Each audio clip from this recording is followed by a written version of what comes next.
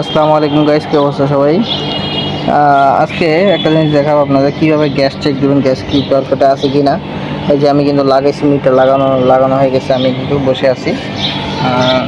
দেখাবো আপনাদেরকে কীভাবে গ্যাস আপনার প্রেশার ঠিক আছে কিনা বা গ্যাস টানি ঠিক আছে কিনা। ঠিক আছে, তো আপনারা দেখেন এখানে একটু দেখেন 10, এই যে আপনার 150 কিন্তু শো করতেছে, 150 পাইপ দেখছেন, এই 100, এই 150, ঠিক আছে, এই 10-এর উপরে গ্যাস কিন্তু পারফেক্ট আছে আমার।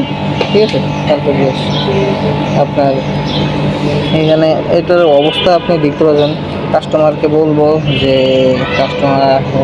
গ্যাসটা চেক দিতে, গ্যাসটা চেক দিলাম, কাস্টমার বলছে যে ঠিক আছে, তাহলে চেক দেন। এখন পারফেক্ট বলছি, সব কিছু ওকে আছে, সার্ভিসিং করছিলাম, ওয়াশ করছিলাম, কিন্তু এদিকে পানি দিয়ে না। আপনার বলবেন যে দিকে যে কানেকশনে যে কভার নাই, এই জন্য পানি দেওয়া হয় না সেটা।